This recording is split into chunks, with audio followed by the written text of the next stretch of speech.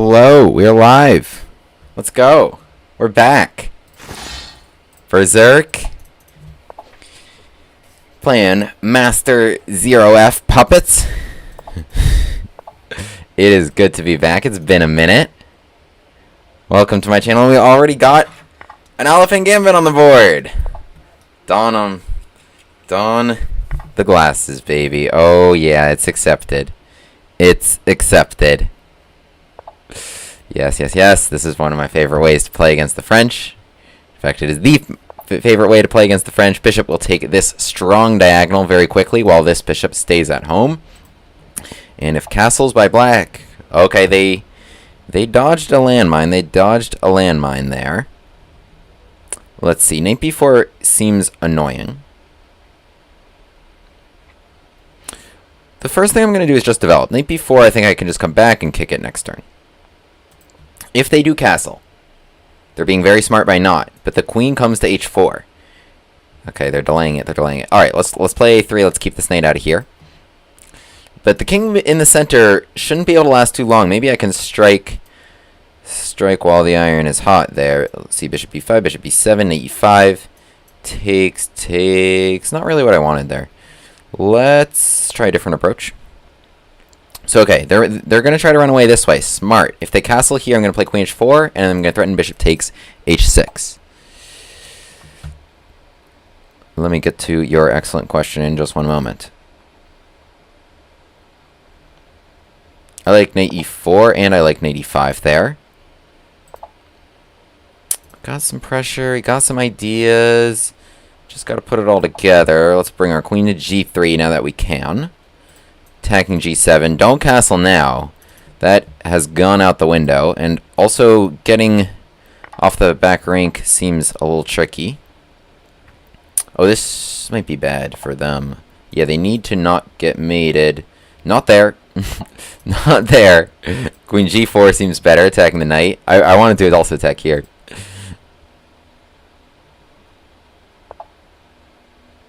Let's see. I mean, how can I not? Like, it's probably not even good, but, like, come on. No, it's actually really not good. Okay, let's do something else. I think rook d1 was actually the most sensible option. Just bringing in the last piece. Especially if you have, say, 13 seconds. Alright, give me one sec. Okay. This seems good after knight d5. Maybe I take and push e6. Oh, whoa. It wasn't that bad, was it?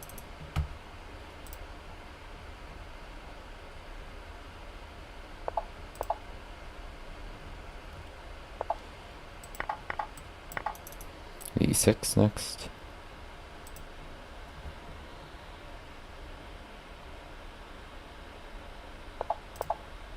Oh,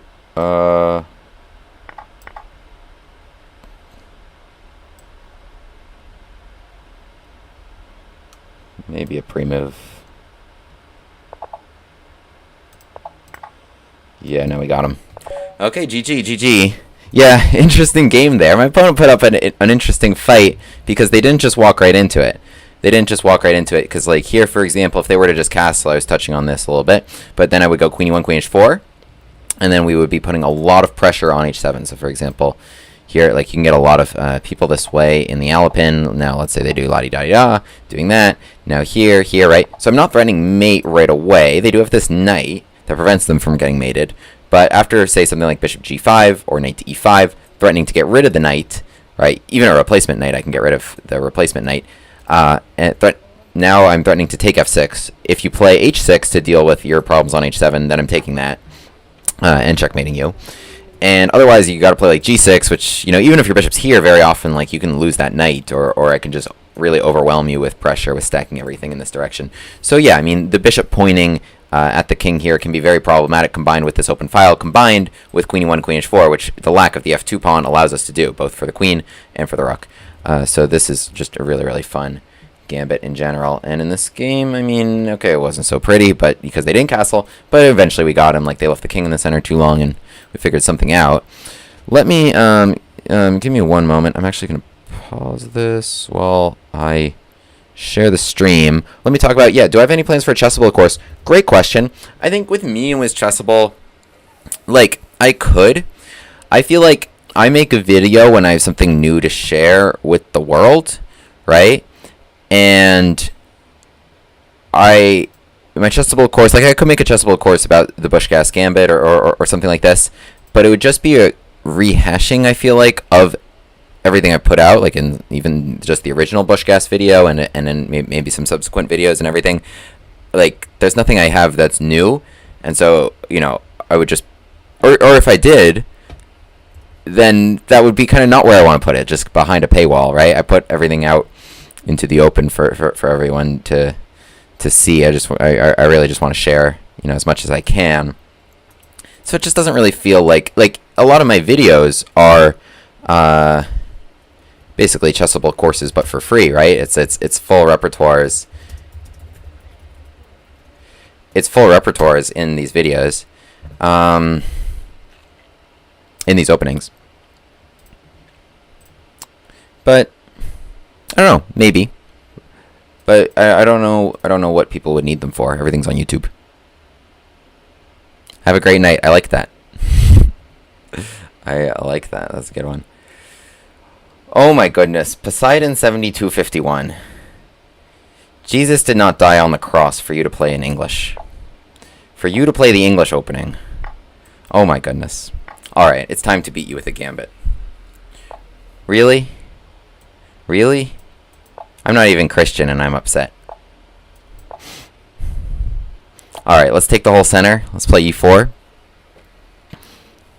What's my stream schedule like? Can I stream live more often? I don't really have a schedule per se, but yes, I can stream live more often. Glad that that's wanted. So yeah, here we have an excellent gambit. Let's play here, like, h5 seems fun. Oh, it's past midnight in Finland. Yeah. Forgot how many international viewers we might have here. I wonder what's happening here. I guess my opponent wants... this move seems interesting. Bishop a6. Castle's short seems almost out of the question.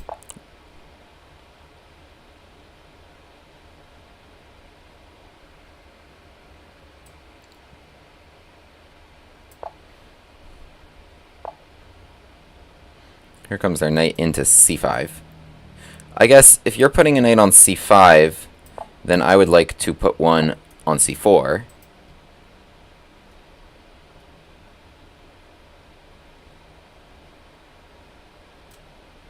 Let's put a bishop on c4. That seems fun.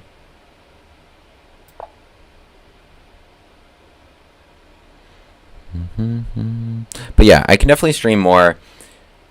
Maybe I should develop some sort of schedule, but the best way for you to find me is in the Discord. The best way for you to stay updated on when I'm going live is in the Discord. And I do intend to start streaming more now that I've gotten everything in order. And I got this new little monitor here. It's actually not so little. Let's go queen g5. Let's put pressure on g2. Now that we got that trade coming, and I want my knight in on c4. It's going to look excellent there. She's going to be excellent. Oh, that's a good move that I forgot about. That is a good move that I forgot about. Yeah, the annoying thing about dodging this is that if I want to go knight takes c4, there's actually queen. Actually, you know what? Maybe I have some trick. So, like, takes. Maybe I throw a knight h6. Distraction. Then I recapture.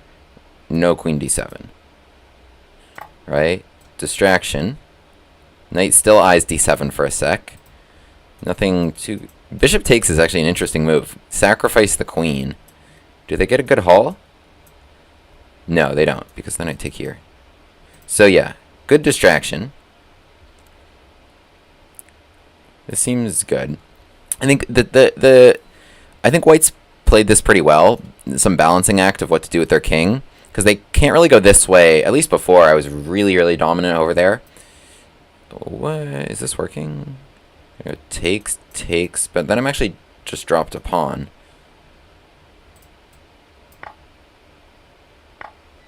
Queen takes. Oh, is that really smart? That might have been really smart. Ah, okay. Wow, wait, they just grabbed 2 pawns. Because this was check. I don't know, I just completely forgot about that. That was check, they got the queen out the way, now they just saved their bishop. I got pranked. I got pranked there, man. Yeah, rough. Rough. I got pranked. I'm just down a few pawns. Knight takes, what a move. Did I even have anything? Alright. Can we make something from absolutely nothing here? I'm just really down 3 pawns for nothing.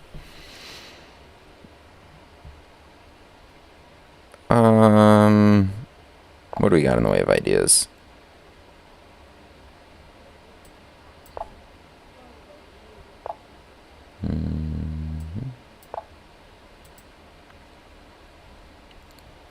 Yeah, my opponent's good. My opponent has handled the situation well. Oh, yeah, takes h6 actually would have been quite bad, because this was hard to defend. Not like this is so much better, but it's something.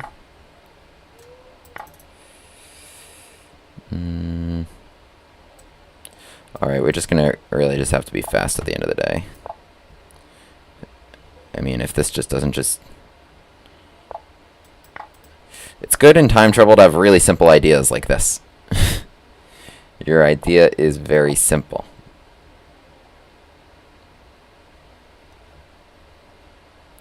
Easy to play quick.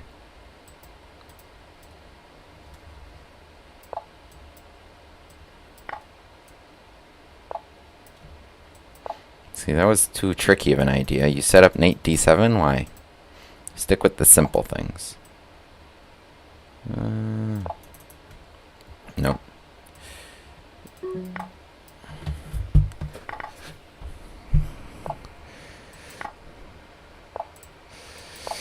I think actually we've been doing well here.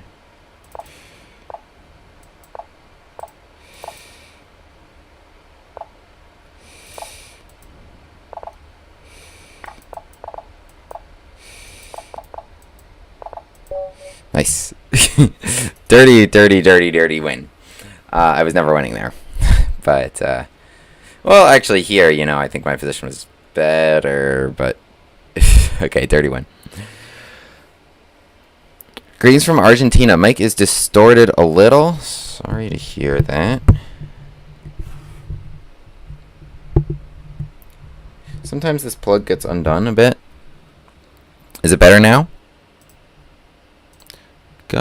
Should have it selected. Let me know if there's any issues with the audio. But, welcome from Argentina. Finland, everybody. Okay, I'm not going to fall for a Lewis Gambit again. I'm going to start playing Knight c6 against the bishop opening. I also don't want to get scholars checkmated.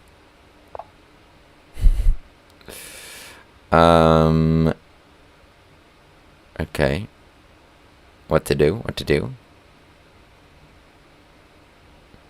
I'm not really sure what is the best way to play against this. I'll just develop like normal.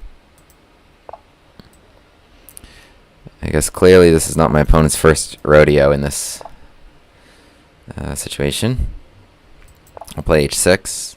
Something I want to do maybe is after castles to play... Maybe I'll just play g5 anyway. The sunglasses trying to dodge Kramnik's new cutting-edge eye-tracking expertise. The sunglasses have existed long before Kramnik has gone on his exploits of late. They are the Gambit glasses. This is interesting. Can I play an h5 and trap you? I can't really. Knight g4. Oh, how about now? Rook g8 is the most sensible move here. However, this is the most fun. Yeah, I want this and this, right? Okay, somehow the white queen is in hot water.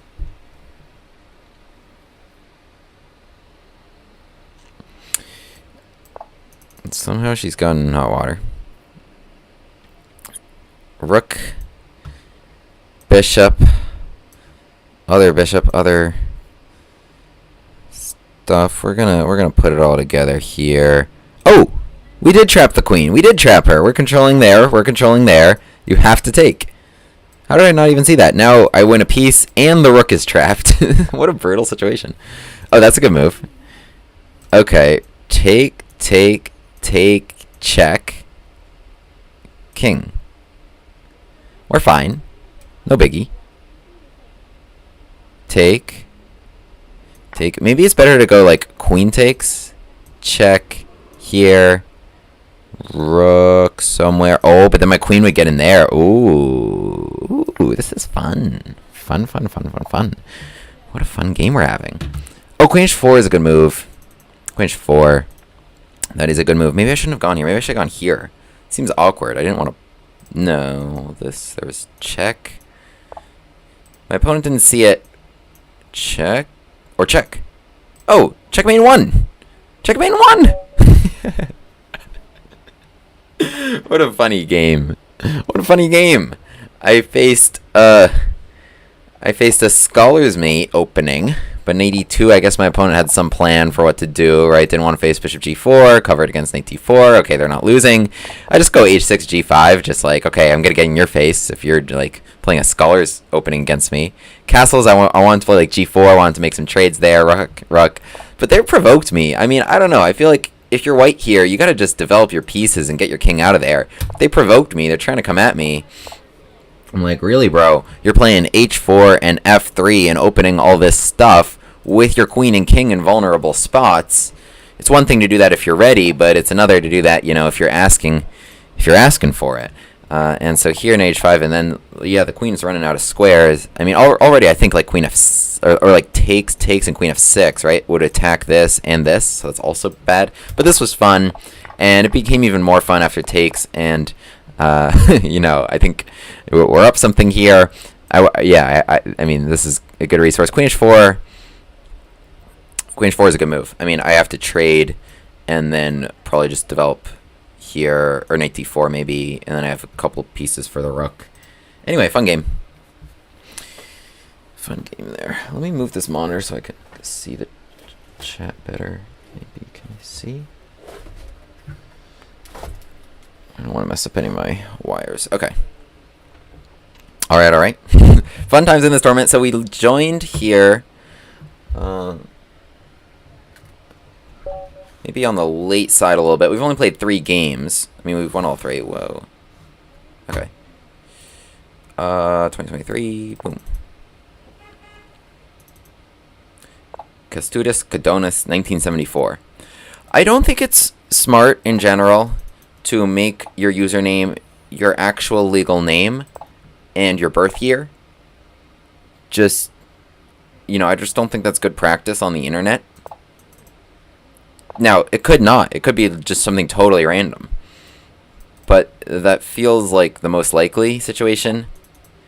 And just for anyone out there that you know, is considering new usernames, heed my advice and don't do that. Alright. How do I not get tired from chess? How does anyone get tired from chess? It's the best game. No, I'm kidding. I don't know. I love the game. I just love it. You know?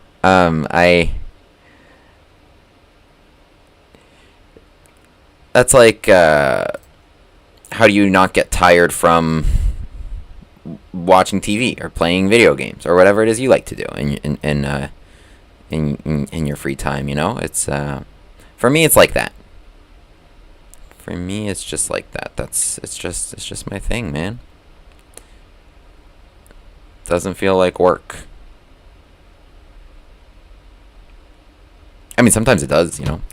Especially when my mouse doesn't cooperate. I mean, come on. What's going on here? It, like, gaslights me because, like, sometimes it is and sometimes it isn't. talking about my mouse right now. And it distracted me so much that I was deciding between e5 and f5, and I played neither. So let's choose one of them. Let's go with f5. One of them would have been good. Good to open this. Good to open this. Normal.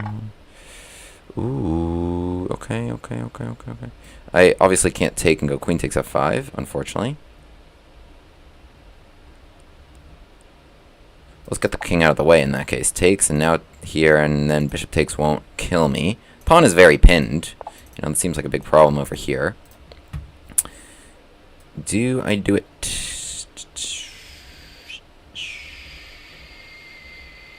Yes.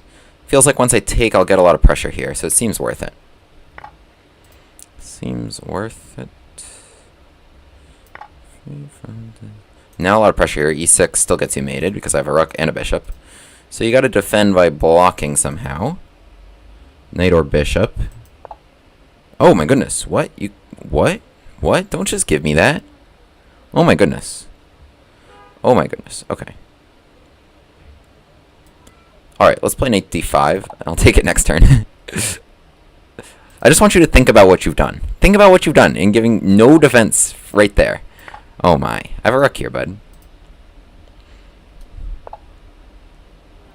Think about what you've done. Okay, check. I'm still not going to take your queen.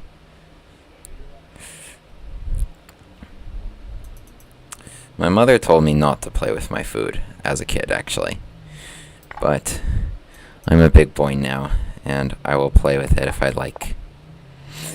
Here we go. Checkmate. Coming. Fun game. Fun game. What's up, Bonsai Burger, Bunny Hop, or Ravioli, Stewie, everybody? Gang's all here. I think this was a fun game because, well, what I did.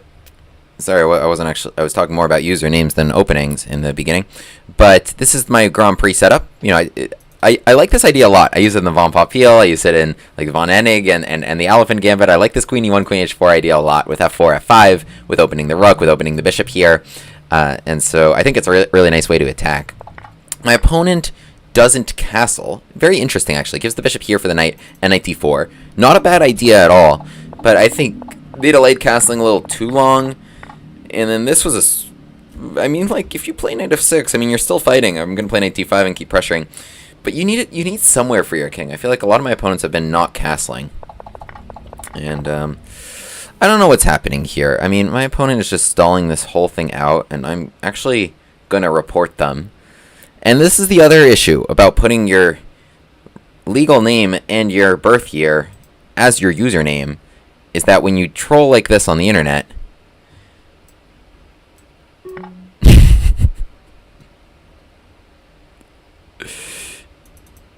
it's one...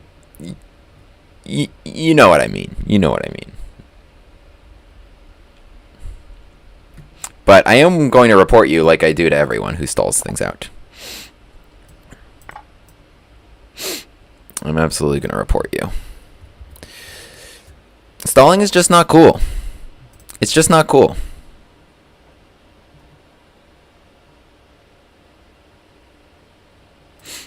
It's just not cool, and stalled out.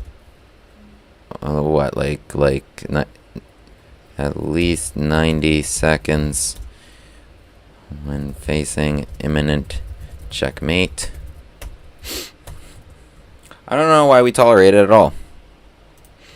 You're blocked, and I know your legal name and birth year.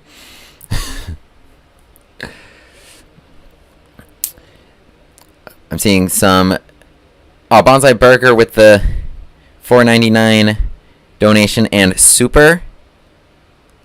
Shout out to you, Bonsai Burger. You are super. Alien Gambit is a fun one. I have seen the content about it, about the Caro-Kann. I think for me, I love the von Hennig too much. As soon as the von Hennig starts failing me, I'll explore other things. Maybe I should just for the sake of exploring. But with the alien, I do feel like there's a lot of ways out of it for black. So it's not my top choice, but you know, it's fun stuff. It is fun stuff, absolutely. This is a weird one. D4. I guess takes would be like a transposition. This would also be E4. Seems interesting. I'm just gonna even C takes is interesting because F takes I have check and queen E4, and D takes I just go bishop C5. I'm gonna take here though because I want to get this diagonal as much as I can. This is the true power of the Nimzovich counter gambit, is any and all attempts to place your bishop right there.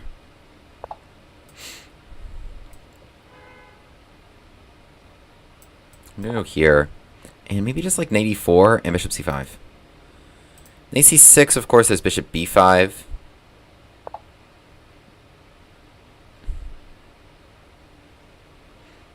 Which seems annoying. I think a6 honestly might be very frustrating one if you're white, because you need that for your bishop.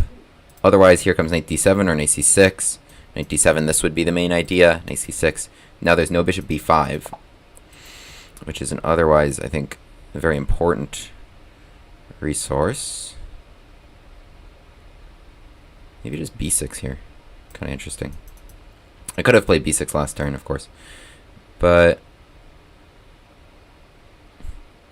honestly, I feel like this is very strong. Very strong. Very frustrating if you're white. Full video on the abstinence gambit. It is coming. I've been doing a lot of various research on actually various lines against 2 knight f6 in the Alapin. Hang on, here and d4. But I believe me, I see the calls and I see you guys. I see you guys. d4 castles. He takes. This is also interesting. Takes d4. Queen 2 takes. Let's go. Yeah, let's do this. Takes d4. Okay, I mean, you can't go here. I will take your queen and win a piece. So this seems problematic for you. You can't castle either because then you're losing a rook. Oh, you have knight takes. Oh, we missed that. Oh, but there's this. Spicy stuff is happening. Okay, I will accept the spiciness. Here, I'm threatening queen d2. So you can't take my rook. You need rook d1. Can I take... No, because this is check. So rook d1. Queen... c7? Queen...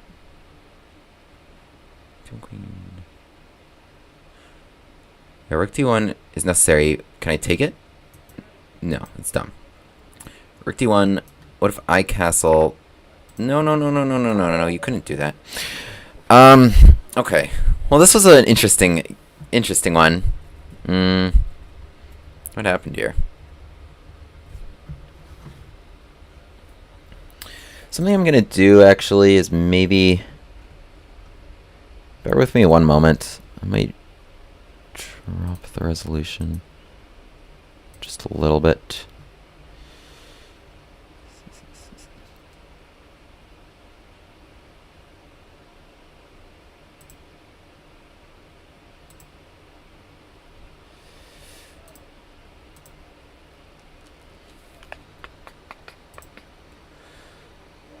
I see this is locked during a stream. Okay, it's fine.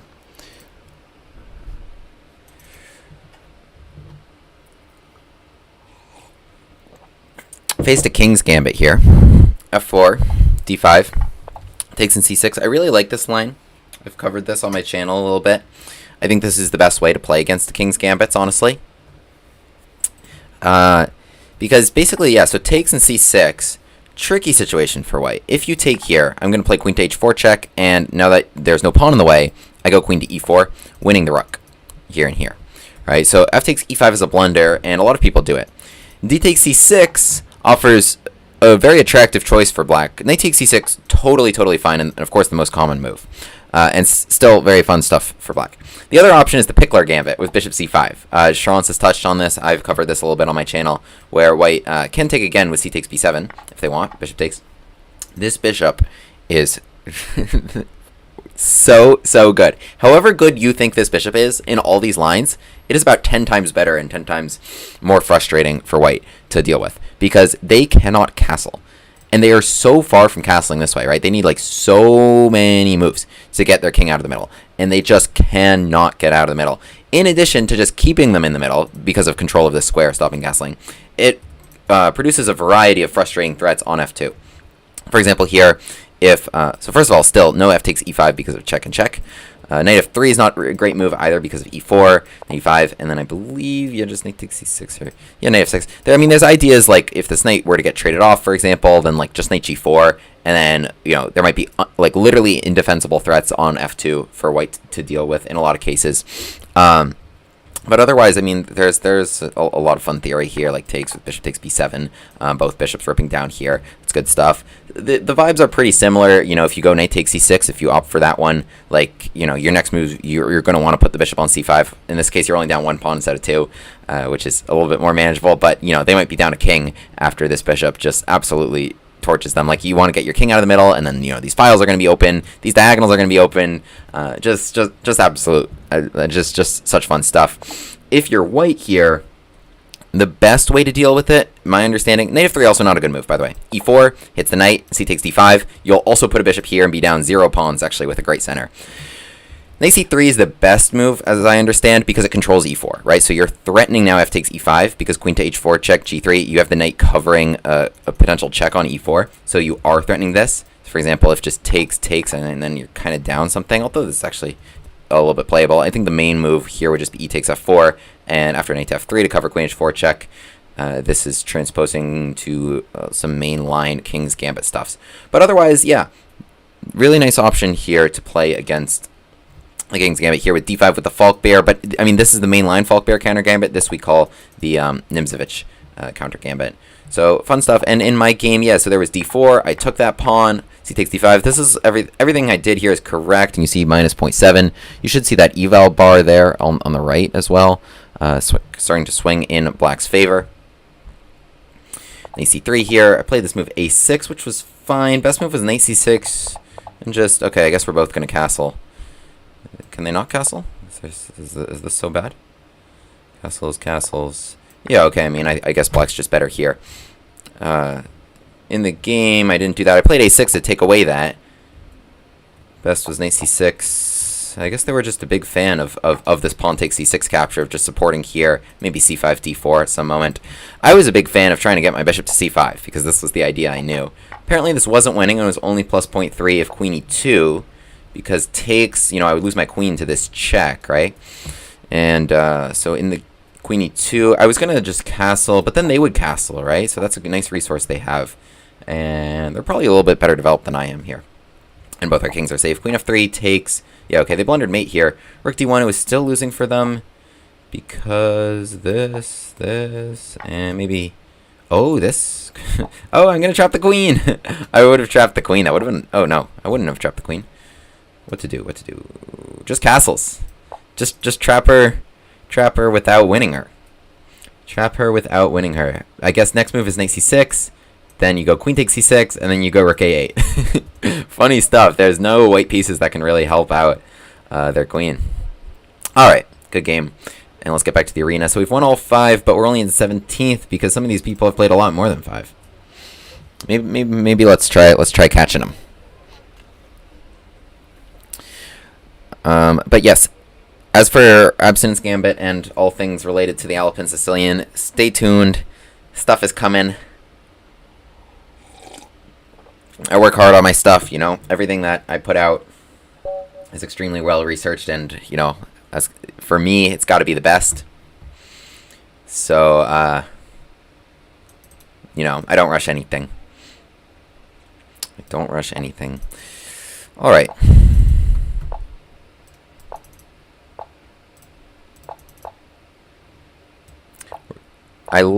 So, okay. This is actually very smart on Black's part. I like that they play an e7 and e6, fighting against f5, right? All these pieces are fighting against the most logical idea in the position for White. So I think they've arranged this pretty smartly. d5, also another good move towards that end. Something I can try here is like h4 and h5, but I don't feel like the position is really there for that, so I'm just going to castle and do normal things. d4 I'm not sure was a good choice. I like this on d5, and I think that could have been used by their knight. Now my bishop is open here, and it feels like f5 might be an interesting pawn sacrifice at some moment. They resigned? Black just resigned?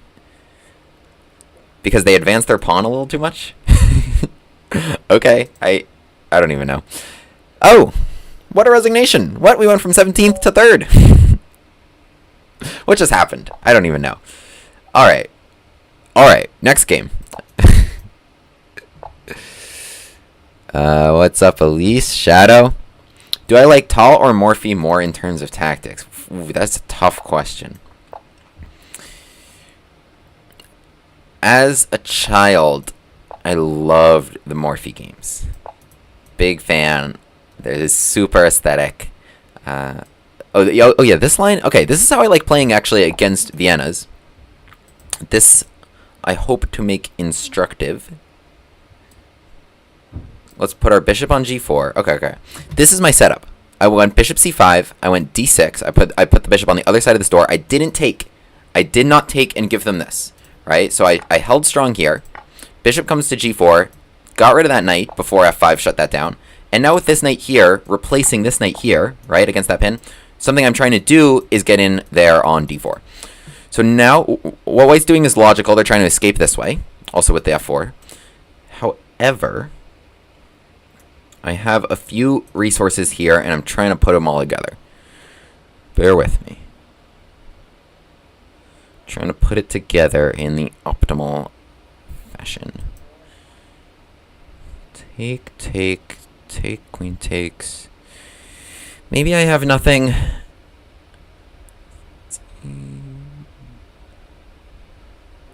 I wanted something, but maybe there's nothing.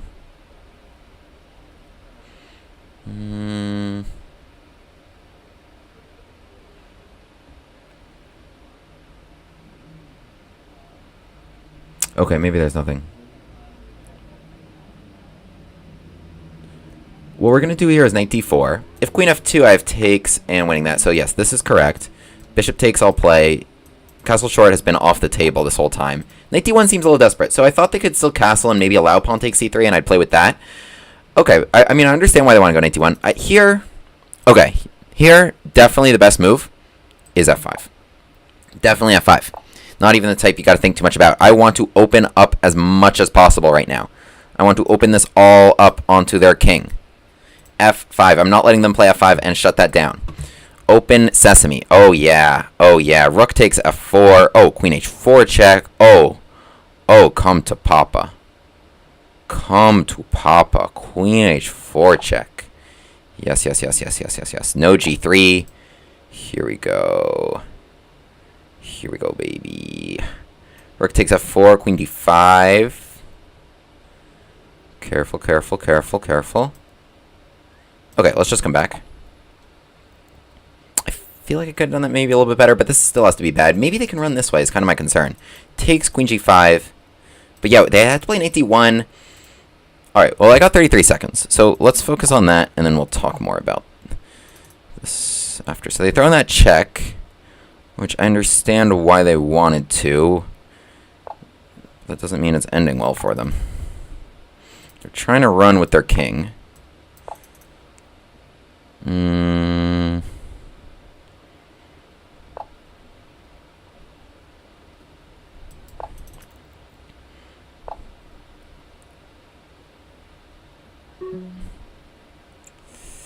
I wanted rook b4 here.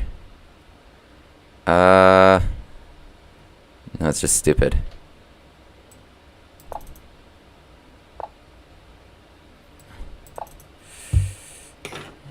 Man. Oh wait, rook takes a4.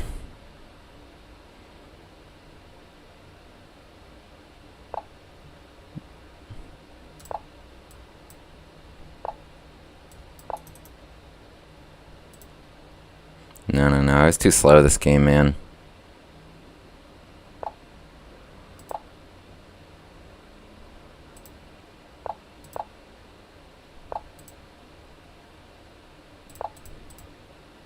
No, I just don't have enough time.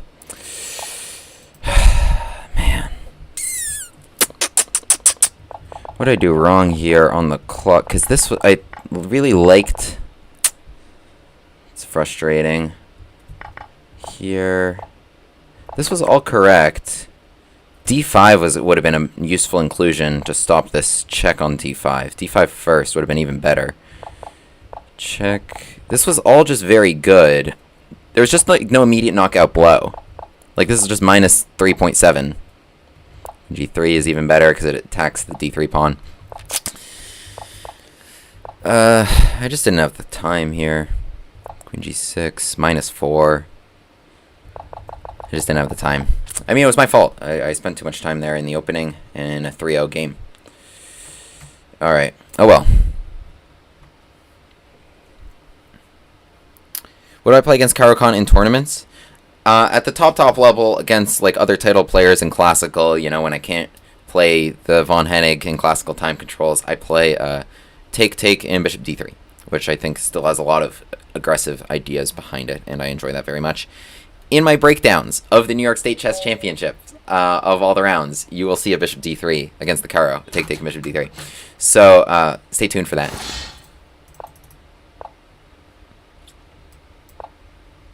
Von Popiel against a Scandi. Knight c6. Something that's fun here is actually knight c3 takes in d5, I think. This should allow like a very good French. Play e5 here. Queen g4 actually could be a good resource. I did cut that off. But this can't be great for black. Seems like a bad version of a French. Because you don't have c5, and your bishop is now going to get traded, probably, for my knight. Knight g5 is an interesting resource, because h6, queen h5 is a nice follow-up, often.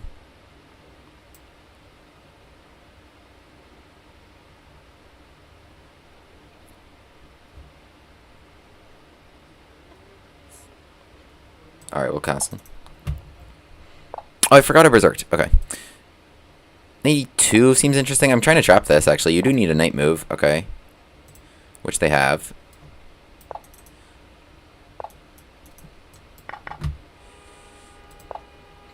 Trying to maybe get them... Actually, you know, I changed my mind. This is my new idea. I should have just played c3. Like a normal person. Boom, boom. Let's try and get him.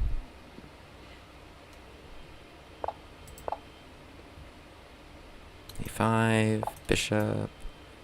5 takes with the knight or with the pawn. Oh, I don't even have to decide yet. Okay, let's get rid of that knight. Yeah, knight takes. Oh, they are playing very defensive. Stack them all. Stack, stack, stack. Okay, 1. Take. I mean, not the most. Yeah, I mean, here, b5 perhaps. Should be dead. Oh my goodness. c4 is another compelling resource. No, I'll do this.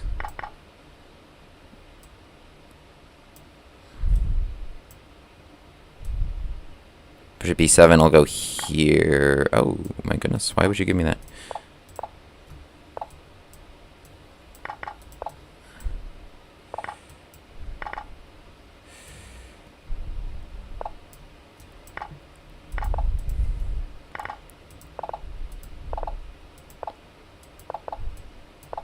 Oh, that's so funny. They checkmated themselves. Look at that. They boxed themselves in. They only have e5. That's funny. Okay. I see some interesting questions from chat. What do I play against? Yes. Do I suggest flank pawn pushes against Fian Shadow Bishops? Yeah. So it's it's a good question. Against a Fian Keto, I'm going to start playing like a little bit slower. It's 5:46 here on the East Coast, so I might play some slower time controls in 14 minutes. Against G6s, I like F4, F5, or H4, H5, depending on often where this knight goes. If this knight goes to E7, fighting against the F5 push, against the pawn here, I like H5. If it goes to F6, fighting against the H-pawn push, I like F5. So I try to maybe do it based off of that.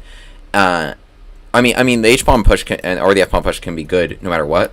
You know, if you're able to achieve it, that's great. But sometimes I read the defense a little bit, like a quarterback, and take what they're giving me.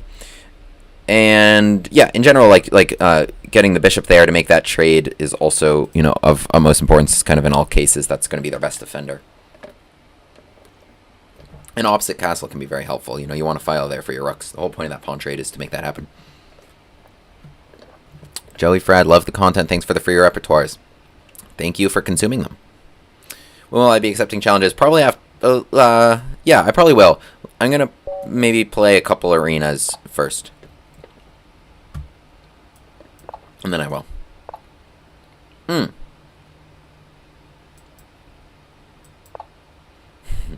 Let's get a Graif Banco on the board with our 2a6 repertoire. Okay, this line. And d5, right? This was covered in the video. The threat here is e5. Knight moves, and then d4. Taking big center, so yeah, they have to do that. Takes in symmetrical, other than they have knight c3 and I have a6. But dare I say my move is more useful, because I am keeping annoying pieces out of the square. And now with my queen, she is untouched in the middle of the board. We are driving this knight away while taking space, and we're going to force a king move by our opponent and have a very, very pleasant endgame. My opponent made no mistakes, did not fall into any traps or anything, but my pawn here continues to be useful in stopping bishop to b5, and black here is just a little bit better. That might have been a mouse slip for b3, because I don't know how to explain that. Maybe they only saw knight takes b4 and wanted to make that trade. But, yeah, I don't know how to explain that otherwise.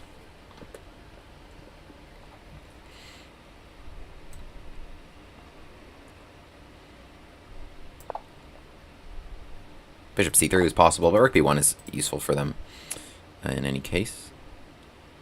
f6, keep it solid. Well, then they have bishop c4. Well, bishop c4, maybe I'll play b5. Maybe that's helpful for me.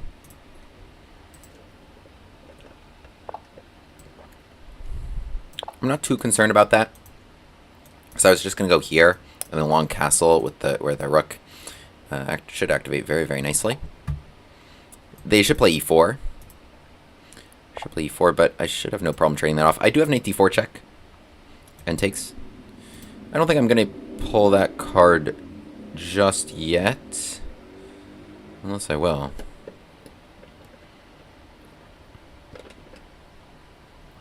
Okay. Actually, let's castle. First, I was concerned about the rook coming here, but I actually like the king. Maybe as recapturing on b7 could be useful. Now I have takes, knight d4. No, knight d4 is still not as good. Knight d4. Takes. d5.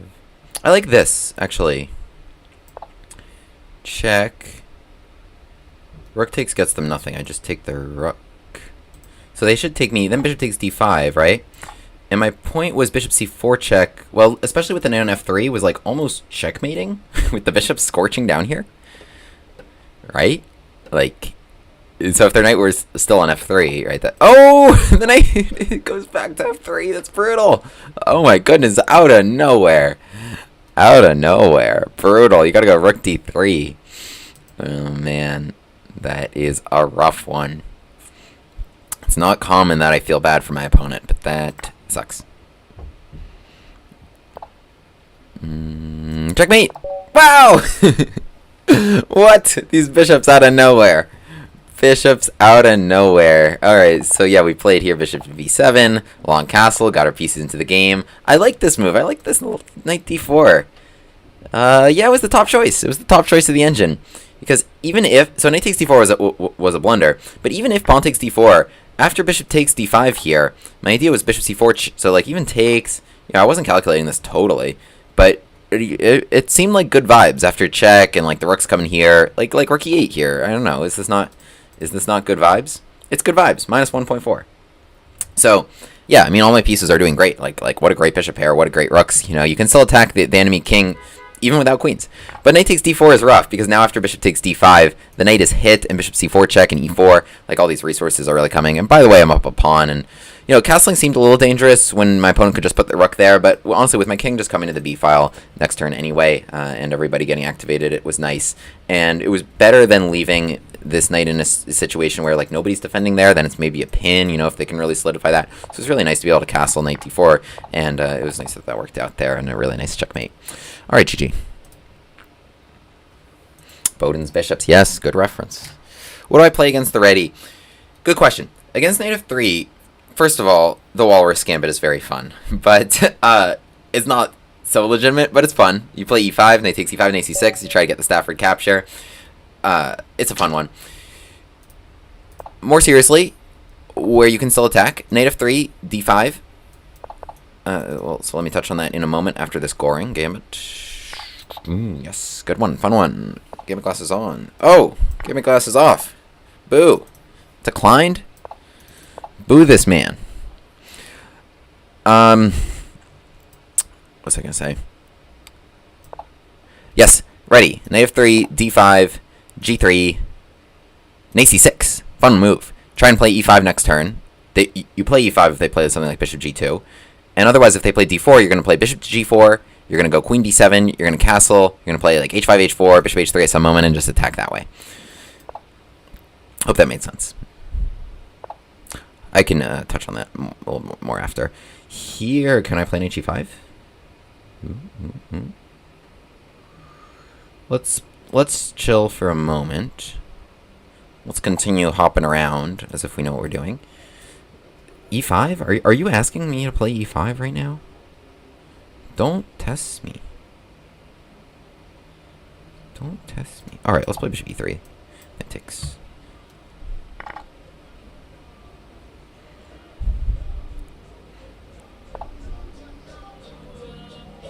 bishop c4, bishop f1...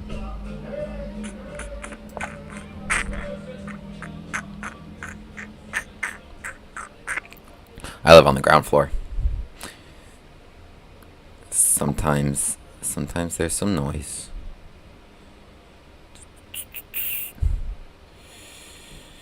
I like g3, knight h3, check king g2. I don't think there's anything.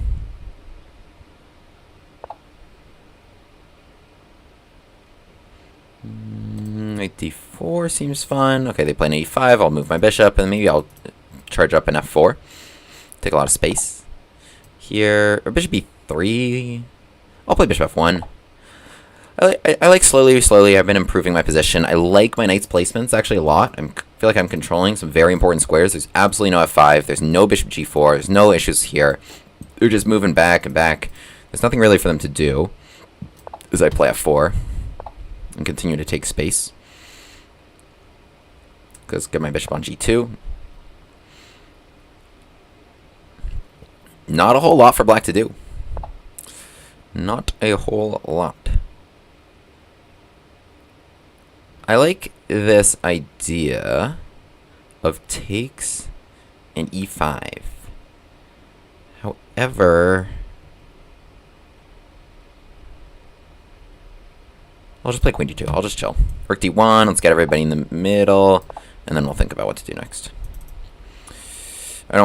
Yeah, I feel like I'm wasting time also. I'll go let's go here. Seems annoying.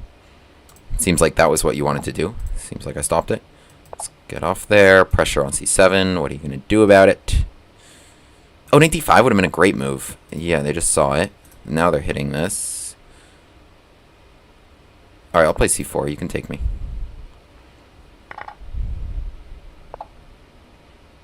Now attack. Oh, f5, f6. I think that's going to be a good resource. Maybe I should use that next. f5 move, f6. Oh yeah, let's get all the way in there. Now that the queen jammed herself in guarding this. Yes, yes, yes. Time to cause problemos.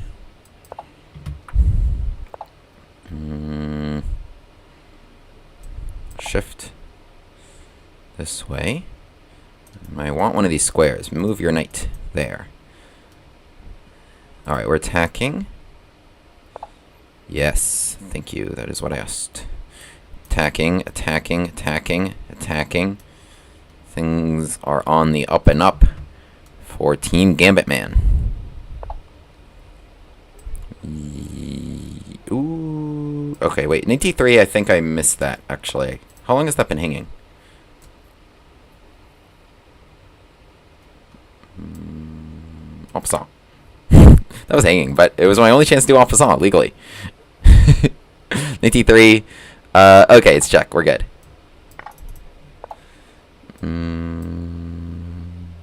Yum. Alright, they're not mated because they have knight g6, and now the queen cuts across.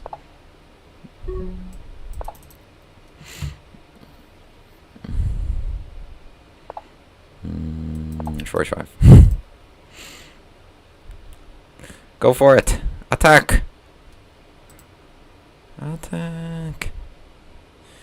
This guy's in my way from my dreams, which is this.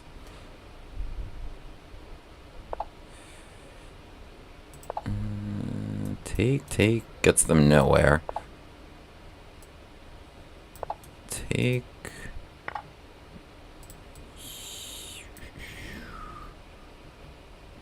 I don't really know what's happening.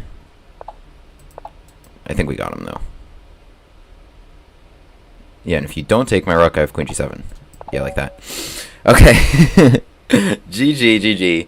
Wild one there. I think that's the last game of the tournament. Ah, man. Alright. Well, some of these people were absolute beasts. We dropped a game. Oh, that last one didn't even count. Oh, man. If we got that last one to count, then that's actually 4 points. We would have been all the way up here at 6th. But we made the front page. Making the front page is always fun out of 750 people. Okay. Let's join a new arena.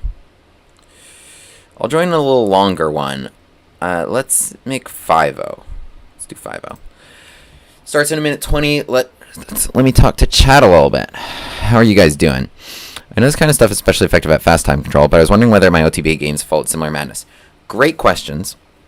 Yes. So, I addressed this topic I've recorded a lot of my videos already of my breakdowns of New York State Chess Championships. I recently won. I am the New York State champion, which has been a long-standing dream of mine as a New Yorker. And a tournament that I've gone to since I was a little kid. But, yes, I do touch on this topic. I cannot play the exact same lines in classical time controls, because classical time controls and blitz time controls is a huge difference. With 2 hours on your clock, you really have time to really calculate, and especially, when I'm facing other titled players, they're very good, and they'll use that time to really find the absolute best things. Blitz time controls and short time controls, I'm very happy to play this stuff against any level, against GMs, anything. But I do use the same philosophy, certainly, and the same ideas, even at the expense of stockfish numbers, and I think I have a few games that are really great examples of that aggressive strategy, especially including in preparation, as we wait for this arena to start. So I think it's a great question, and I think it's something that you'll see examples of in the breakdowns of my games that I am excited to release. Alright, let's not berserk. 5-0 is a little longer. It's good. We'll have some time. And we'll play even higher quality chess, hopefully. And man, this guy's got an angry face on his username. Is he here? Okay, he moves just in time. Von Papil. But yes, similar ideas of the Gambit Shed philosophy in terms of similar madness. Certainly. Certainly. Wait, I shouldn't be playing Gambits in Classical. It's it's up to you. I didn't say that. You can play whatever you want. If you're asking me my advice, I think at least against titled players like I play against, you know, that they're really good is kind of the issue. So I think up to a very high level, I've seen people discuss this in the Discord. They're like, yeah, like I crushed a 2100 in classical with the Von Hennig Gambit. And I'm just like, great, more power to you. I think part of the issue for me in particular is that I've actually got so many games now on the internet with these lines that I don't like playing lines that people are prepping against me. So that is actually a large part of the equation for me. What am I doing here? I feel like e5 is actually a really good resource. Even better than potentially is knight to f6. Maybe h4. h4, e5.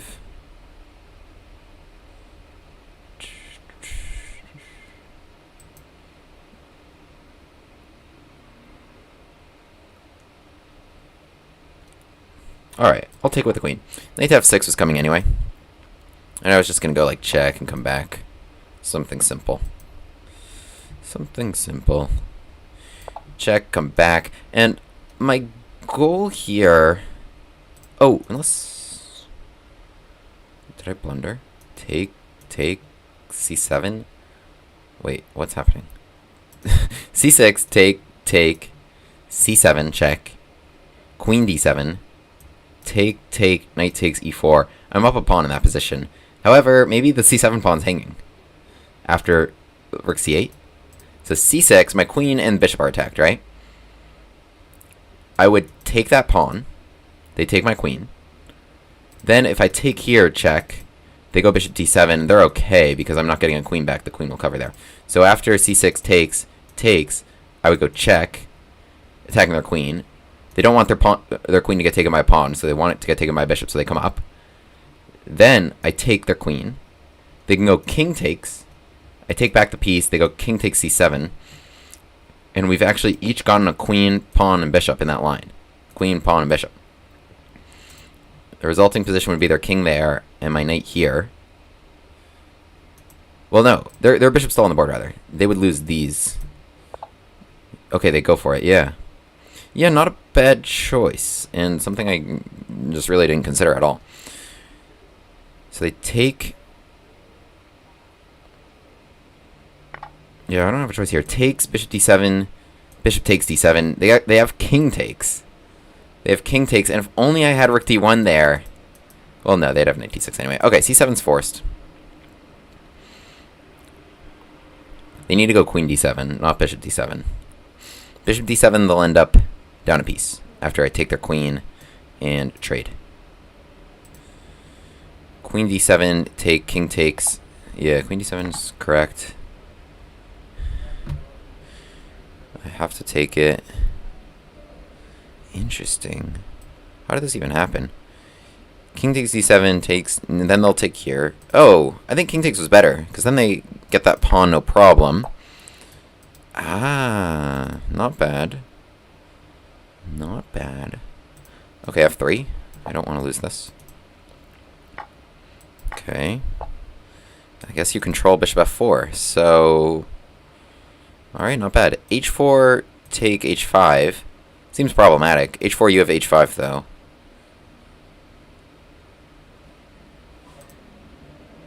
h4. Take h5, knight e5, bishop f4 is what I'm going for. I don't think I can make all that happen. I think they should play h5 themselves. But what if I play g4? No. Takes h5, because I'm pinned, right? I don't really get away with that the same way. So I think we just have to do normal stuff. Let's play bishop e3. Looking at that. Knight f3 is something I want to do, but what I want to do more is not really have to waste time with c3. Rather, just castles long to defend that. Without having to play c3 and then castles long. So we got the rook here, we got the bishop here. That's a pawn I could take, yeah. I think, yeah, they absolutely had to spend a move there. e5 is what they want to do now. How can I not let them do it? g4 takes h5. It's still appealing. If they just play e5 there and e2... Bishop g5 is interesting. Maybe I should have just done that to begin with, but they have f6 to not get mated. So...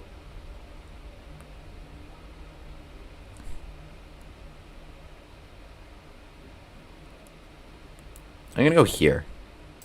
They should now go e6. Because if they go e5... You know what? My next... Yeah. Well, I was talking about knight c3 and knight d5. Knight c3, bishop e7, knight b5. Interesting. g4. Remember this idea? It's stupid. I don't know why I keep coming back to it. Alright. Should I stack the rooks? Knight of 4 is compelling. I want to get them before they get their pieces out. Rook d2, bishop e7, rook d1, castles, rook d7. Doesn't get me a whole lot.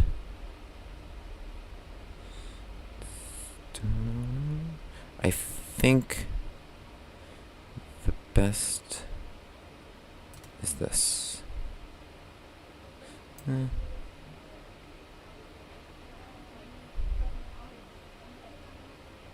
Okay. We're going here. We're gonna come here. It's been too long. Yeah, e6 was a smart choice. Covered d5 and gave that as an option. Kept it open. Hi, Kaylee Gunner. Have I tried the Nachmanson? I'm a big fan of the Nachmanson. I have always been a big fan of Mr. Jonathan Schrantz. And I would consider him a good friend. I hope he finds his passion for chess again. I think... Well, hang on. Let me finish this game, and then I'll say some more about that.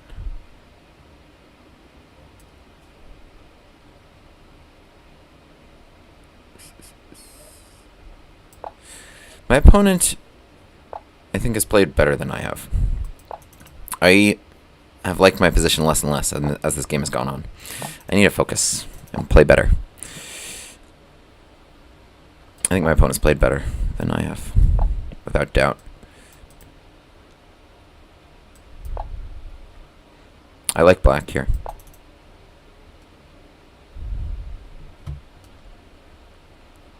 Also, what happened to all my time? What am I doing?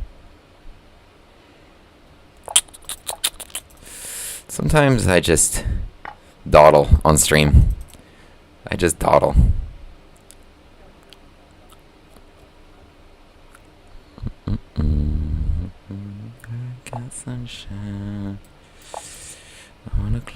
I think I'm winning something here, but I don't have enough time for it to matter. Oh no, rook takes c2, they're totally fine. I think take... Yeah, they're fine. c2, maybe 6. Doesn't actually do anything. Oh, they are losing something. Knight takes c2, they should have played. Then rook c1. Here they're losing something, but I only have 6 seconds. Ah. The mouse is not helping.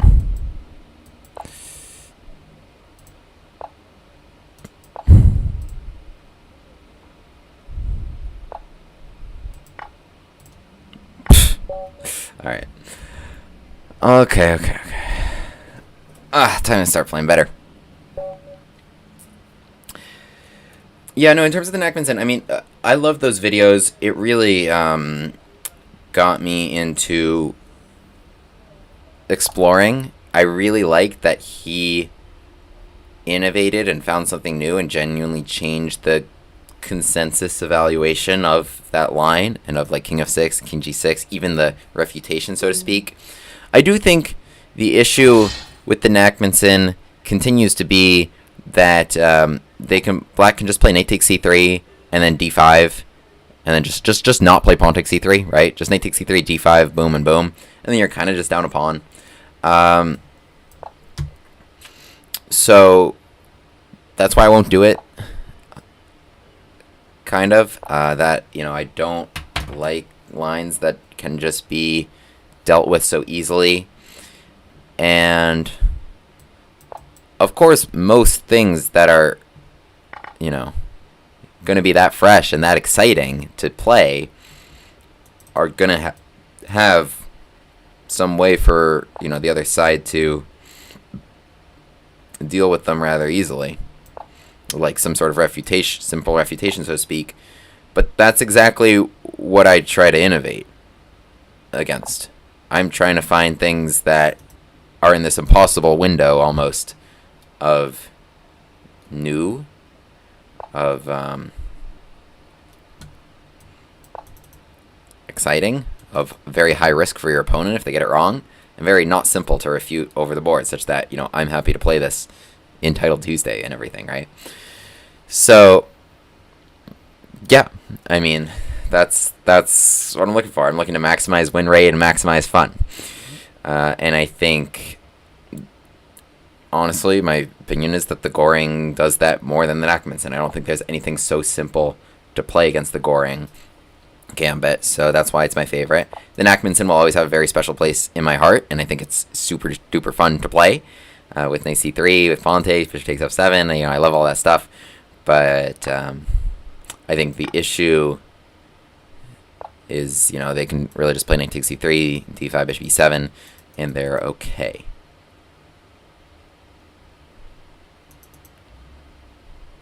So, totally go for it, totally send and support, but it is not my top recommendation, although it's still up there.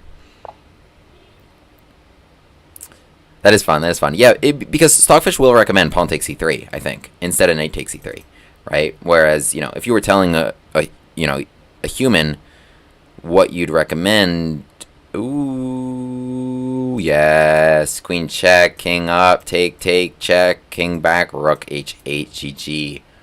Ooh, that's so nice. What a cute little pattern there. What a cute little pattern there. I like it a lot. Because the thing is, if I were to just play rook h8, they can play rook e2 and maybe hang on a little bit, although it's still pretty bad for them after check, and maybe rook takes g3 once they step into this pin. But this is a nice one. Check. They really have nothing against this diagonal, right? They played f3 to open up the second rank. But they have nothing against this diagonal, and I have take queen to f2 check. They're not guarding these squares, and so that's a nice one there. Yeah, we can't play rook h8 first because they would come back king g2, but we go check, and now rook h8 checkmate. Nice one. Yeah, really fun to attack when you have an open line against them. That's why we were able to play h takes g4 earlier in this game and get them. GG. Check my lead chess game. I defeated Stockfish. Nice. Beating Stockfish is nothing to laugh at. And congratulations. Is there a certain defense you're avoiding regarding the Danish that you prefer the Goring? Great question. Yes. There's a couple things. First of all, e4, e5, d4 takes c3. I think a great move for black. Honestly, if you were asking me if you were asking me what should I do against that, and I'm playing black, what should I do against that? It would be d5. It would be d5 in that position, right? Not even pawn takes c3, but just d5 right away. Ooh, let's play an Alapin. Okay. All right, let's just play d4. So that's an issue. It's not an option the same way. And I think it really just kind of equalizes with not much fun. Like, I know there's a lot of people that swear by the Danish. I know Levi Rosman has made videos on it, etc. But really with d5, you kind of kill all the fun. Like, I love so many of these lines. I love the Nachmans, and I love the Danish. I love all these things. But, when you can just kind of, just go here, and it really diffuses everything, I don't like playing where I'm hoping my opponent doesn't do something, right?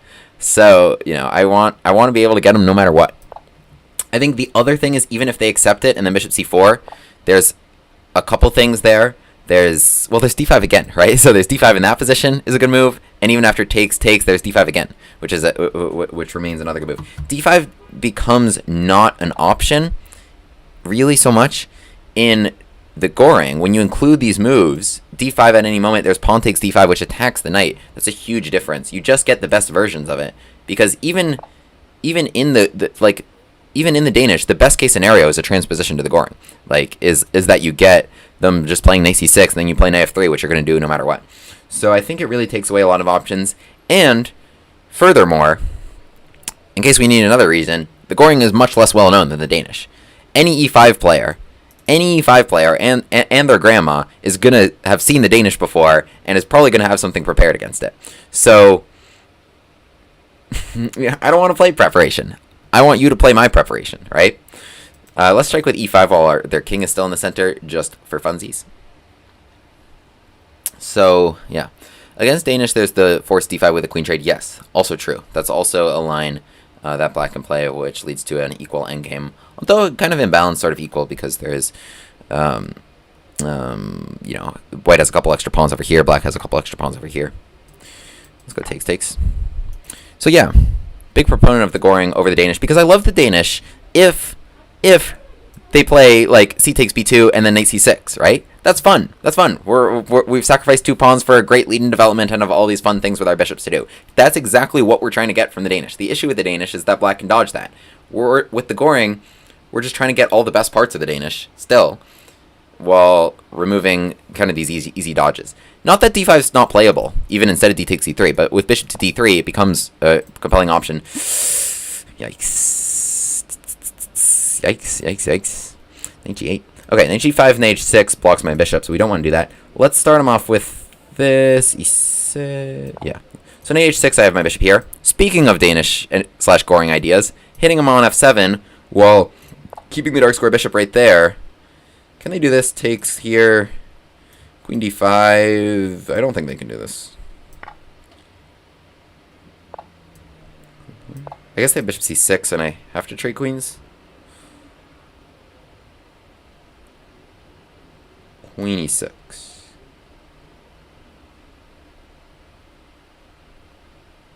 I don't want to trade queens. e6 takes, knight e7, queen d6. Anyway, big proponent of it. I'm sure eventually, someday, the Goring and all the other openings that I talk about will become very popular. And we'll get to the point where your opponents will probably have something prepared against them. The same way everyone knows what to do against the Stafford now, everyone knows what to do against the Danish now because of their popularity. I don't know if this was actually playable, I just kind of did it. And once that day comes, first of all, I don't think the refutation is easy. I don't even know how to release just a simple video where you're just like, just go here and here and you've solved all your problems. But if that day comes, it is my vow to you that I will release something else to refute the refutation, and you will stay one step ahead of them.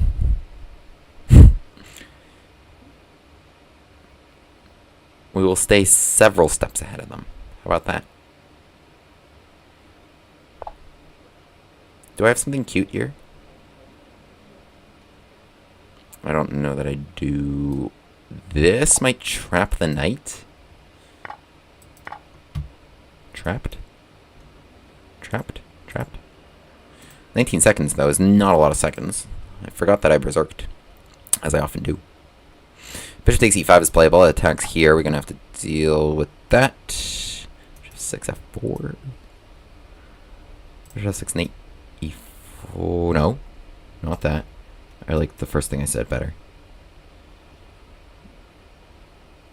I just want that to stay trapped.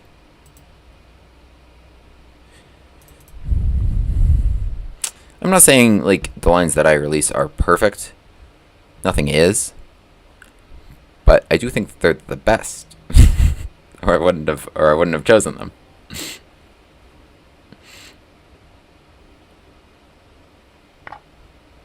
What are we doing? I guess that makes sense. I didn't mean to say that. That makes sense.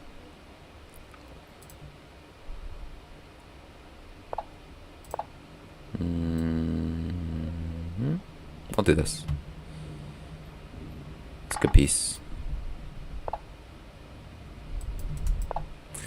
Alright, we gotta be fast here. Come on. Just as I said, we have to be fast.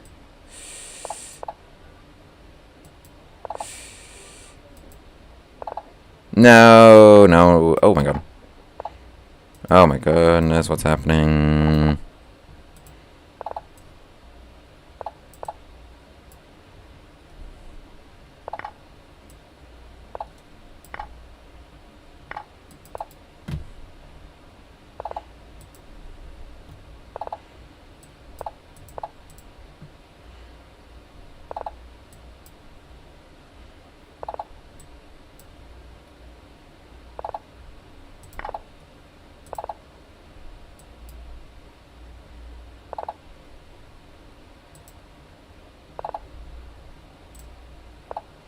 Nice move.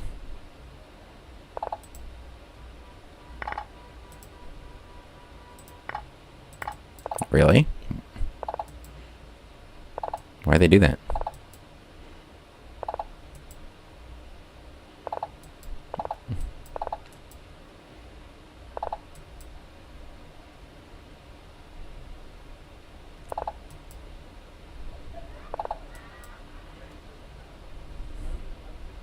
Can I draw this?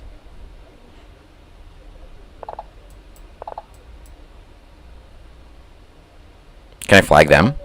Ah, okay. I don't even know what happened.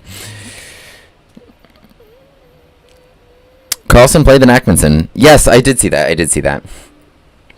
Nice, that is fun. Do I ever play the Queen's Gambit? I mean, sure, it's so legitimate, you know. I mean, like the fact that we even call it a gambit is kind of a misnomer. Like you can't fully, there's no option for black to win a pawn, right? E3, B5 is going to be a blunder because of that line with A4, C6, take, and Queen F3 at some moment, which is going to trap the rook. So well, you know, I do understand why it is called a gambit. It is not exactly something that's going to surprise my opponents, like the Bush-Gas gambit, for example. Alright, takes E4.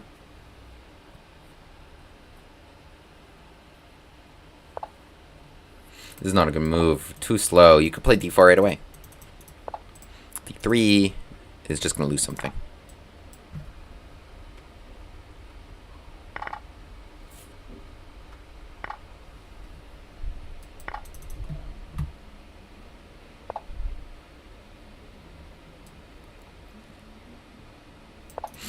But yeah, I do like all the gambits and such that you guys are talking about in the chat, though.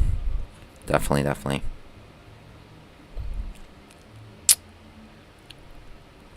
Missed the whole video. You gotta go watch back after. Okay, that's nice. That's nice. Yeah, I like that.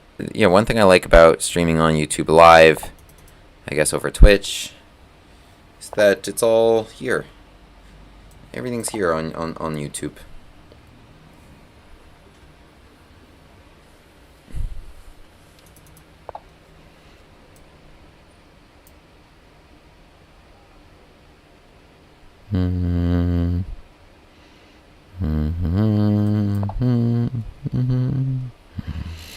So player F6, kick the bishop, and maybe I take this pawn.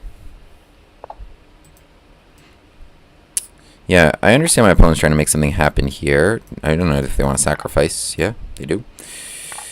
I'm not too scared. This seems like a defense. If I want E4... Well, I don't want to go E4 and then block this. Alright, so let's start with Queen G6. Seems like we got things covered and that their king, honestly, is in more danger than mine. If they had a rook here, maybe this would be a different story, but not enough resources. I don't really play the Queen's Gambit, no. If I do play D4, I am following up D5 with a Von Popiel Gambit. With E4, takes and AC3, knight F6 and bishop G5. This is a tricky one, and this is going to be less known by my opponent. I like playing things that my opponents don't know, and the Queen's Gambit doesn't exactly fit that bill. It is very well known. I like getting them out of preparation, out of their comfort zone. Hang on, I'm going to shut my window. It is nighttime now, and it is getting cold. Give me a moment.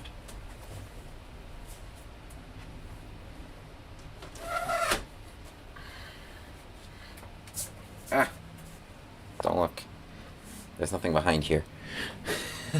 Forgot about that. This seems good. Seems like a good way to take. Speaking of cold.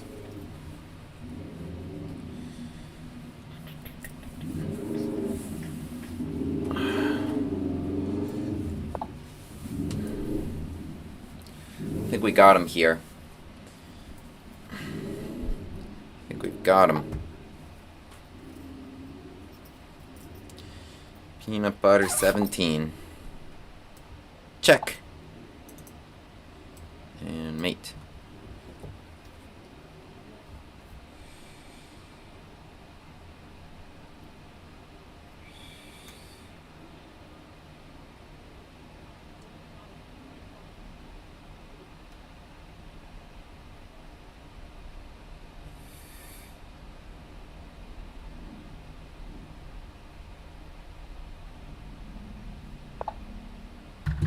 They blocked me. Okay. GG. Okay. Alright. Let's try to how are we doing in this arena? Oh yeah, not the best. Okay. We've lost one, drawn, and won. Alright. You're the best.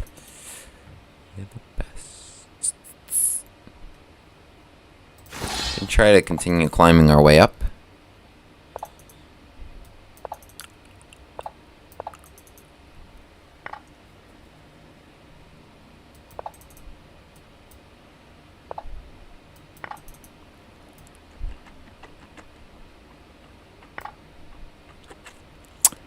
This is the Alapin Gambit. And we are donning the Gambit glasses. And Black's played a very interesting idea here, which is instead of taking on f3, they've played knight f6 and knight takes e4. What's going to happen here is we're going to attack this knight. And what most people don't realize... Yeah, okay, so Black's actually already lost a piece here. This looks very tempting, and a lot of people just do it. Queen h4 check to follow up g3 with knight takes g3.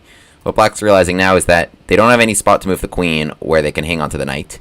Right? And if you play knight takes g3, which they have to do, which looks really good at first, right, because you're pinning here, I have another great move, which is bishop f2. Both bishops are doing a great job here, which is counter pin and covering queen e4 check is this bishop, and now I'm going to win this. What Black can try is bishop d6 to try and stop h takes g3, to try and force h takes g3, right? So they can play bishop takes g3 to try and force me to move this pawn. However, after bishop to d6, what I can do is queen to f3. Queen to f3 attacks this knight one more time. Knight cannot move still because the queen will die. And now I am threatening to recapture many ways. The queen is even defending the rook, but I can even just take and take. So I'm going to be collecting that knight without any further troubles. The thing is, the better way for Black to use that resource is to actually ignore the attack on this knight and strike with something like c5. Because then if I take this queen to h4 check, I have no good block that would save my bishop. Right, so takes would actually be a mistake. That's not a pleasant trade, and the queen lands on e4, causing unpleasantness. Let me talk a little bit more about this line after. Castles by my opponent, and this is going to be even worse for them than just a piece. Because h takes g3, with the queen's defense, I don't even have to offer this queen trade. Takes, and now the rook jumps into the game in epic fashion, coordinating on h7. Oh man, just brutal stuff. Oh my goodness, this is going to be filthy. This is going to be filthy. Can you guys already see the mate? Stop. Oh, you didn't even want to let me do it. You didn't even want to let me do it. White to move and checkmate. White to move and checkmate here. What do you got? Pause the video if you're watching this on YouTube. YouTube Live. What do we got here? Bishop to g6 check. King to g8.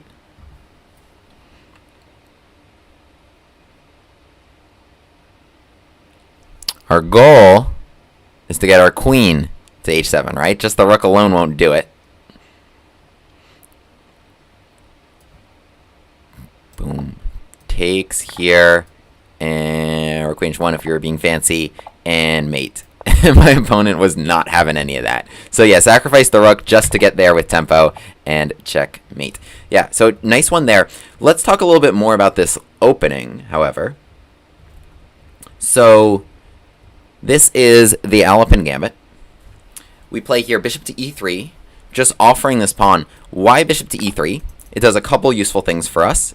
First of all, in this position, there's no like e3 or any of that nonsense to stop this acceptance, right? It fights against c5, which is actually very important, and as a French player, a lot of people want to do that. I'm going to touch on knight f6 in a moment. If takes f3, which is the most common move by a lot here, it accounts for 64% of games. I'm seeing knight f6 at 24%.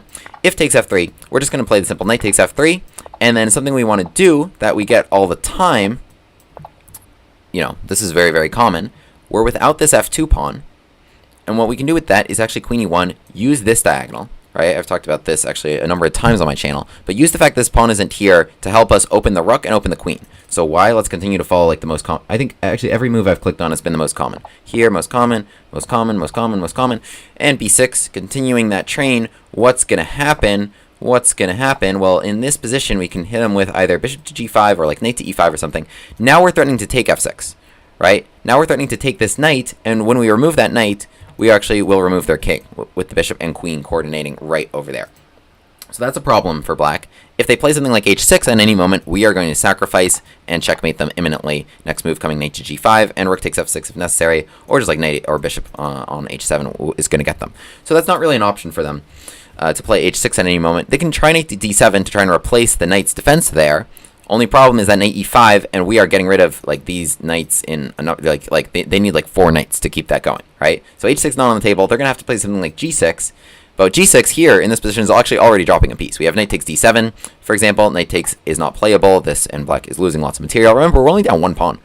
So knight takes d7 here. Queen takes d7 is also still losing lots of material. This pawn was kind of needed to defend that knight. So like the pressure with the f-file, with this is just overwhelming. Like the queen coming to h4 is just such a great idea. And without the pawn on f2, it's actually really kind of a blessing for us. If you don't get them right away, no worries. You're down 1 pawn. You're going to go here. You're going to go here. You're going to bring your rook in. You're going to bring your rook in. You're going to pile up on this f-file, on this, and you're just going to have a great time. Really what black should do, by far the most common move here is castles. But what black should try to do is maybe try to castle long, but it's still tough to do. And you can still even do this maneuver, attack g7. Their king's going to be in the center for a long time, so you can try and get them and open up the middle of the board. That's not what happened in this game. It is statistically the most probable thing to happen. However, the second most common move is this move knight to f6, and that's what was played here.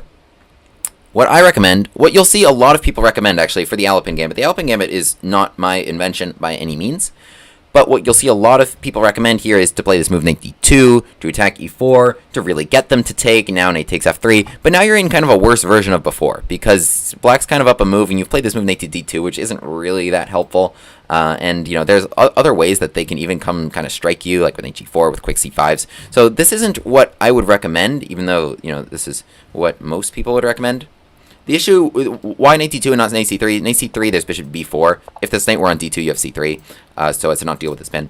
So yes, what I like here is this move, f takes e4. Knight takes e4 and bishop to d3. So, something I'm going to do here, actually, while we discuss this, is I'll open up the database a little bit. Let me see my stats with this. Look at that. I didn't even know. 100%. 100% here in this for me. Against some not bad players. I see it's some 2400s that I'm playing against. So some not bad players. 10 out of 10 am I in this line.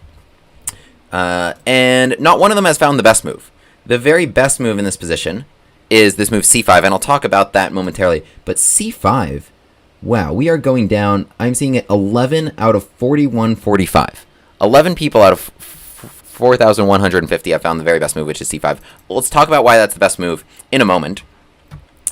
If knight to f6, let's talk about that first. If knight to f6, all I'm doing here now is just this move knight to f3. Very simple. And we actually have a direct transposition to the other line. In the other line, you'll note... takes knight f6, bishop to d3. Look how beautiful is that. We have this diagonal, and this is the same thing. So that's what's happening if they retreat, which is most common. The second most common move is what was played in the game, which was queen to h4 check. With queen to h4 check, we play here g3, and now, as I said, we're hitting the queen. And the queen cannot hold the e4 knight. So what about f5? Great question. Let me touch on that right after this. So yes, knight takes g3 is the only move, and after bishop to f2, we're just winning material. And yes, this was the game here, queen f3. This is already losing for black, and they made it even worse with castling right into this nice checkmating idea. So f5 is interesting. So any way to try to hold the knight there, right? And keep in mind this idea of holding the knight. f5 is an interesting one. What I would probably do is just knight to f3. What is happening here? What I would probably do is just the simple knight to f3. Let me see here. Knight to d2 is also a compelling option. Knight to d2. So that probably what I want to do is just trade off for that knight.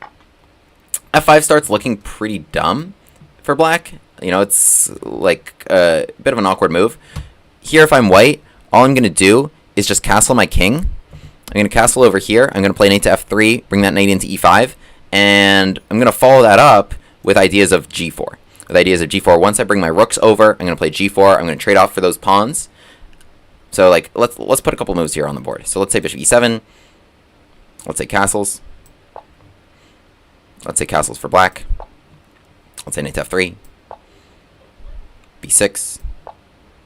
Knight e5. Something like this, right? Bishop to b7. And what I'm going to do now is rook g1.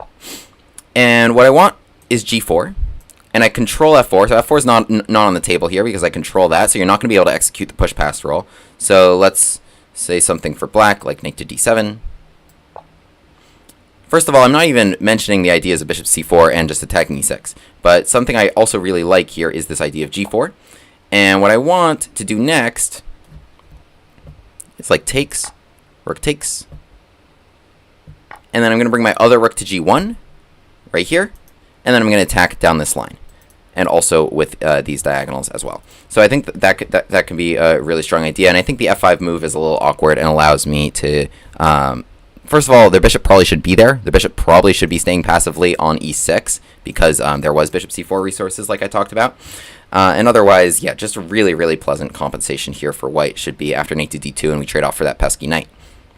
Yeah, so like I was saying, the very best resources for black are almost like all these top moves. You have to go all the way down to the, what is that, 3, 6, 7th most common move for someone to realize that they actually don't have to defend their knight, right? They can play a move like knight c6, because if you take on e4, there is this move queen to h4 check, able to recapture. So, for example, takes actually a great move. All you need to do against something like this is just play knight to f3, though.